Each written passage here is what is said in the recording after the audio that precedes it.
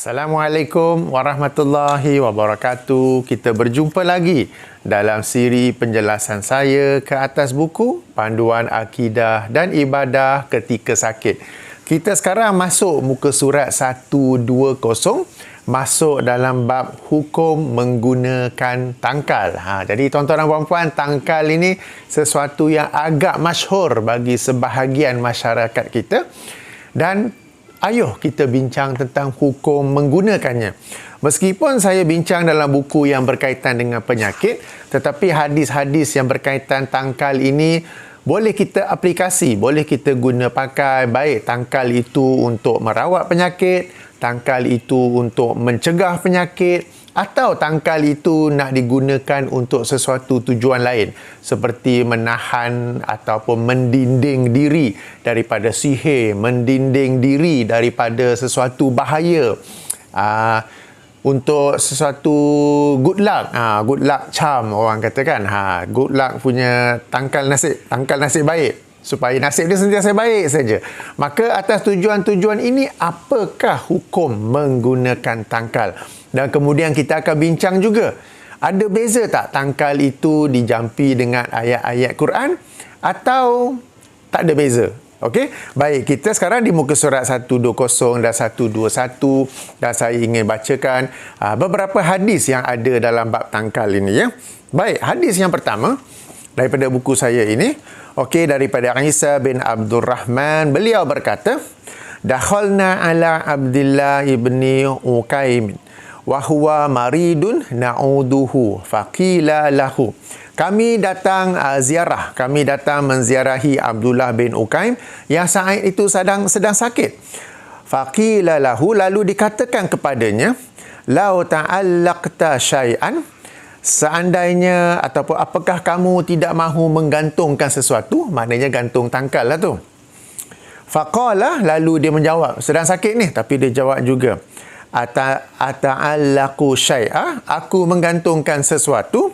Faqad qala Rasulullah sallallahu alaihi wasallam, man ta'allaqa syai'an wukila ilaihi.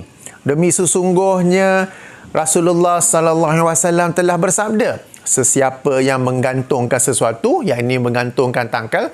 Sebab tangkal ni boleh jadi apa bentuk? Boleh jadi kadang-kadang benang je yang dipakai. Tak ada apa pun, benang kosong saja. Ya, tak semestinya ada benda satu objek di situ, ya.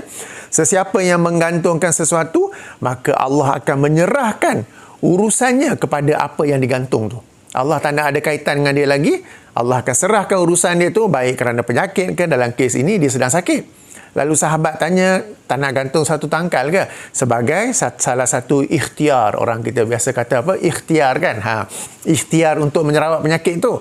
Maka dia kata, dia bertanya, apakah aku ni nak gantungkan tangkal? Maknanya bertanya dalam bentuk mengingkarinya. Demi sesungguhnya Rasulullah sallallahu alaihi wasallam telah bersabda, sesiapa yang menggantungkan sesuatu, baik macam mana pun rupa tangkal tu, maka Allah akan wakilkan tangkal itu kepadanya. Maknanya Allah tak ada kaitan lagi dengan orang itu. Serius ni, ya. Hadis tadi diriwayatkan oleh Imam Ahmad dalam musnadnya dan dinilai hasan oleh Syekh Shu'aib Arnaud dan rakan-rakannya. Baik, hadis seterusnya pula. Dalam sebuah riwayat lain, Rasulullah sallallahu alaihi wasallam melihat seorang lelaki yang ada ikatan di tangannya. Tadi kita sebutkan ikatan pakai benang ke, tali ke. Lalu baginda bertanya, apakah ini? Lelaki itu menjawab, aku menjadikannya sebagai pelindung daripada al-wahinah. Wahinah ni ialah sejenis penyakit yang menimpa bahu dan seluruh lengan, lalu diubati dengan cara jampi, dan ada kalanya digantung pada lengan tersebut sejenis jahitan. Ia dipakai oleh lelaki, bukan wanita. Ini ciri-ciri, ya, benda itu. Lalu Rasulullah sallallahu alaihi wasallam bersabda, ama innaha la taziduka illa wahnan in bizha anka fa innaka law mitta wa hiya alaika ma aflahta abada. Ketahuilah tidaklah ia menambah bagi kamu kecuali kelemahan. Tak tambah apa-apa pun kecuali kelemahan. Lemparkanlah ia, buangkanlah ia daripada kamu, kerana sesungguhnya jika kamu mati dan ia berada di atasmu, masih lagi ada terikat kat situ ya, ia tidak akan membantu kamu selama-lamanya. Maknanya di akhirat kelak pun benda ni ada satu kesalahan yang kita tak dapat nak berhujah minta maaf ke apa ke, sebab ia adalah salah satu bentuk syirik. Okey, hadis ini juga diriwayatkan oleh Imam Ahmad ya. Dinilai juga dikemukakan oleh Imam Al-Munziri dalam kitabnya Targhib wa Tarhib, dan mereka menilainya hasan. Baik. Bagaimana pula dengan kalau okey baik. Terlompat pula. Kita ke hadis yang ketiga. Hadis yang ketiga pula, Rasulullah sallallahu alaihi wasallam bersabda, kali ini lebih direct, lebih strict. Pendek, padat, padu, direct to the point. Man allaqa tamimatan faqad asyraka. Sesiapa yang menggantung tangkal, maka sungguh dia telah melakukan syirik. Direct to the point ya. Man allaqa tamimatan faqad asyraka. Sesiapa yang menggantung tangkal, maka sungguh dia telah melakukan syirik. Hadis riwayat Imam Ahmad dan juga darjatnya adalah hasan. Dan tangkal ini ya, masyarakat dulu mereka juga gantung kepada haiwan. Dan mungkin juga kita sekarang pun ada juga gantung kepada haiwan untuk memelihara haiwan itulah katakan. Maka baginda sallallahu alaihi wasallam dalam sebuah hadis pernah bersabda, la yabqayanna fi raqabati ba'irin kiladatun min watarin au kiladatun illa quti'at. Qala Malik urazalika min ain. Okey, baginda sallallahu alaihi wasallam bersabda, jangan dibiarkan di leher unta kalung yang diperbuat daripada tali atau apa-apa jenis kalung kecuali dipotong ataupun dilepaskan, diputuskan. Berkata Malik bin Anas, yakni perawi hadis itu, yang sedemikian itu pakai kalung tu, ni bukan kalung yang ikat haiwan nak bawa pergi mana-mana, ini kalung yang macam tangkal. Okey, yang sedemikian itu adalah untuk menjauhkan haiwan itu dari penyakit ain. Hadis sahih Muslim nombor 2115. Okey, hadis sahih Muslim.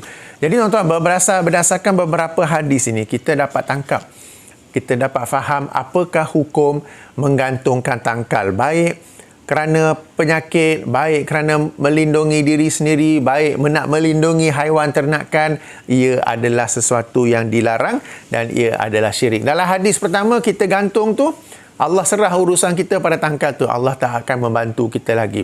Yang pertama. Yang kedua, kita gantung tangkal itu tidak akan membantu kita apa-apa.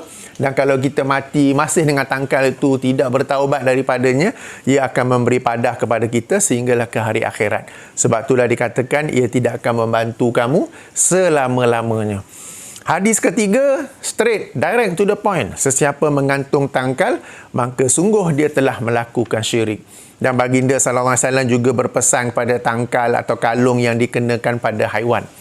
Okey, terus teguh, potong ataupun lepaskan ya. Sebab tangkal itu mereka ataupun pemilik haiwan itu gunakan untuk melindungi haiwan daripada penyakit ain. Baik, berdasarkan hadis-hadis ini jelas bahawa penggunaan tangkal adalah sesuatu yang dilarang dalam Islam. Kenapa ya? Kenapa dilarang? Sebab bila kita menggunakan tangkal secara sedar ataupun tidak sedar, kita bergantung pada tangkal itu. Padahal jika kita mahukan kesembuhan daripada Allah SWT, kita berdoa terus kepada Allah SWT. Jika kita mahu Allah melindungi kita dari sesuatu penyakit, dari sesuatu bahaya, daripada sesuatu perbuatan orang, daripada sesuatu gangguan makhluk lain, kita meminta perlindungan direct daripada Allah Subhanahu Wa Taala. Kita baca surah Qul Huwallahu Ahad, Qul A'udzu Birabbil Falaq, Qul A'udzu Birabbin Nas, 3 surah yang terakhir kan. Daripada surah-surah itu berarti kita mohon direct daripada Allah Subhanahu Wa Taala, tak perlu guna tangkal. Okay. Demikian juga kalau kita nak melindungi haiwan, kita nak mendinding haiwan daripada penyakit ain, kita nak mendinding rumah daripada gangguan sihir, gangguan makhluk halus, apa semua tu, kita berdoa terus kepada Allah. Bukannya letak alat, letak tangkal ni bukan pakai sini, kita boleh, orang tu dia boleh jampi tangkal tu apa, letak pada 4 penjuru rumah. Okey kan, contohnya. Okey, itu tu nak mendinding rumah juga tu. Ia adalah salah satu bentuk syirik juga, kerana kita nak ni, kita doa saja, ya Allah, ya Hafiz, lindungilah diriku, ahli keluargaku dan rumahku ini daripada apa jua bentuk bahaya. Ya Allah, ya Hafiz, ya Allah yang... Nah, Hafiz tu salah satu nama Allah, bukan nama saya. Salah satu nama Allah yang bermaksud yang menjaga, yang memelihara. Lalu kita berdoa dengan nama Allah, doa terus. Baik, di sini sudah tentu timbul satu soalan yang masyhur. Bagaimana jika tangkal itu dijampi dengan ayat-ayat Quran? Sebagai contoh, tadi kita sebut tangkal untuk melindungi diri sendiri daripada apa-apa mara bahaya, daripada apa-apa gangguan makhluk halus, daripada sihir ke. Boleh tak kita ambil tangkal sebagai contoh? Ini remote control, on off recording. Okay, katakanlah yang ini tangkal, ada tempat gantung, saya pun gantunglah kat sini. Okey. Dan tangkal ini saya jampi dengan Qul huwallahu ahad, Qul a'udzu birabbil falaq, Qul a'udzu birabbin nas, Qul a'udzu birabbil falaq. Okey, baca 3 surat, baca secara penuh lah. Dan jampi pada yang ni gantung. Boleh ataupun tidak. Okey, jika kita rujuk hadis-hadis tadi yang saya bacakan, satu pun Rasulullah tak tanya dulu, ni tangkal ni kamu baca apa kat situ? Perasan tak hadis-hadis tadi? Nabi tak tanya pun. Padahal yang gantung tangkal tu umat Islam tu. Baginda bukan pergi tegur orang Arab jahiliah. Yang gantung tu umat Islam. Okey? Rasulullah tak tanya pun. Terus hukum tangkal sebagai sesuatu yang dilarang. Macam hadis pertama, sahabat yang tanya pada sahabat lain yang sakit tu, kenapa kamu tak menggantungkan sesuatu? Kan, sahabat tu pula taklah tanya nak gantung yang dibaca Al-Quran ke, kamu boleh bacakan ke? Dia bacakan ke? Tak ada. Terus dia kata, siapa yang menggantung, okey?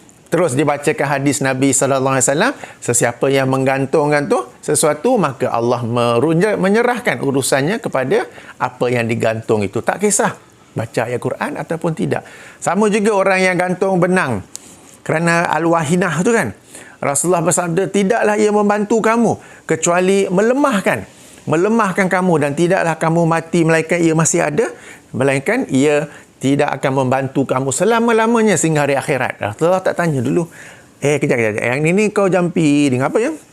Kau jampi dengan surah apa? Kau jampi dengan ayat apa? Tak ada ya. Sama juga hadis lain kan, sesiapa yang menggantung tangkal, maka sungguh dia telah berbuat syirik. Baginda tidak bezakan. Demikian juga hadis yang haiwan pun dipakaikan tangkal. Rasulullah suruh putus, Rasulullah suruh lepaskan. Tak tanya pun dijampi dengan apa ya. Padahal berdasarkan hadis-hadis tu kita tahu umat Islam pada zaman Rasulullah SAW pun sudah terbiasa dengan tangkal, sebab memang kebiasaan masyarakat Arab dulu. Sama juga dengan masyarakat kita sekarang, sebahagiannya ada yang sudah terbiasa dengan tangkal. Seandainya tangkal itu boleh atau paling-paling mubah, harus hukum dia dengan bacaan, dengan jampi ayat-ayat Quran, nescaya Rasulullah SAW akan mengajarnya atau membolehkannya. Di sini baginda tidak membolehkannya, tidak mengajarnya, bahkan nampak saja tangkal terus disuruh buang, terus memberi amaran, terus memberi peringatan bahawa ia adalah syirik. Baik, saya tahu ada beberapa pandangan daripada para ulama yang berkata boleh baca ayat Quran. Jadi meskipun saya menghormati para ulama itu, bagi saya dalam hal akidah, dalam hal tauhid dan syirik, tidak ada kompromi, tidak ada toleran. Kita pegang pada hadis-hadis itu dan terus kita kata meskipun dengan ayat Quran ianya dilarang. Kenapa begitu? Baik, katakanlah ini tangkal saja. Saya baca 3 surah terakhir ya, Al-Mu'awwizat daripada Quran itu, dan saya jampi ini, dan inilah tangkal saya. Bila orang tanya, Hafiz, engkau pakai tangkal ke? Tak, yang melindungi aku ialah Allah. Habis tu, tak, ni pakai saja. Tangkal apa tu, Hafiz? Ini nak melindungi aku daripada gangguan-gangguan makhluk gaib. Bukankah Allah yang melindung? Ya, memang Allah lindung, tapi ini pakai je. Memang Allah yang lindung kan? Kita memang sebut gitu, sebut je. Katakanlah satu hari saya nak pergi penerbangan, saya pergi flight. Lupa pakai tangkal. Lupa. Mesti hati tak tenangnya. Habislah aku kena ganggu makhluk gaib. Habislah aku ditimpa mudarat nanti. Padahal sebelum tu biasa sebut, tak, bukan tangkal. Allah yang lindung saya. Tak, ini tangkal je. Tak, Allah yang melindung. Okey, memang lisan cakap begitu. Tapi satu hari tak bawa, terus gelisah, terus kebimbangan. Habislah aku. Okey, ini sebagai contoh. Ini tak silap saya adalah perkataan Imam Ahmad. Saya tak ingat diriwayat oleh siapa, saya pernah baca diriwayatkan ya. Beliau kata siapa yang pakai tangkal, lambat laun akan bergantung kepadanya. Sehingga satu hari tak ada tangkal, dia akan menjadi gelisah. Jadi memang mulut biasa sebut Allah yang sembuhkan, Allah yang linding diri daripada apa-apa penyakit, Allah yang tu. Tapi satu hari lupa pakai tangkal tu, satu hari tangkal tu jatuh entah pergi mana-mana, alamak, terus menjadi gelisah ya. Jadi tuan-tuan dan puan-puan, yang terbaik ialah tidak memakai tangkal. Kita berdoa direct kepada Allah SWT. Kita meminta perlindungan direct kepada Allah SWT. Dan Allah juga telah menurunkan kepada kita 3 surah perlindungan itu. Maka biasakan diri membacanya. Rasulullah SAW, makhluk yang paling, manusia yang paling dicintai oleh Allah, juga membaca ketiga-tiga ayat tersebut sebagaimana yang diterangkan oleh Aisyah radhiyallahu anha. Baginda sebelum tidur selalu membaca, kemudian tiup tangan dan sapu pada badannya. Baginda juga menganjurkan kita membaca surah-surah tersebut sebagai salah satu zikir selepas solat-solat fardu. Jadi kita baca 5 kali sehari sebagai perlindungan. Jadi kita baca terus, bukannya kita baca pada sesuatu alat dan digantung sebagai tangkal. Baik, moga-moga bermanfaat. Saya ulangi, hukum memakai tangkal baik untuk merawat penyakit, baik untuk menahan daripada apa-apa penyakit, baik untuk melindungi apa-apa penyakit, ataupun apa-apa sebab lain, untuk mendinding diri, mendinding rumah, mendinding haiwan, mendinding kereta, good luck charm dan sebagainya adalah salah satu bentuk syirik kepada Allah. Maka tinggalkan terus meskipun tangkal itu kita dakwa dijampi dengan ayat-ayat Quran. Sebab ayat-ayat Quran yang sebagai perlindungan itu ialah 3 surah yang terakhir, surah Al-Ikhlas, surah Al-Falaq, surah Al-Nas, dan ia dibaca dengan penghayatan akan maksudnya. Maknanya sambil baca itu kita faham. Sambil baca itu kita ambil iktibar, sambil baca itu kita memberi kesan kepada diri kita. Itulah perlindungan yang sebenarnya yang akan kita perolehi daripada Allah Subhanahu wa taala. Baik, sehingga sini saja dahulu. Subhanakallahumma wa bihamdika asyhadu an la ilaha illa anta astaghfiruka wa atubu ilaika. Assalamualaikum warahmatullahi wabarakatuh.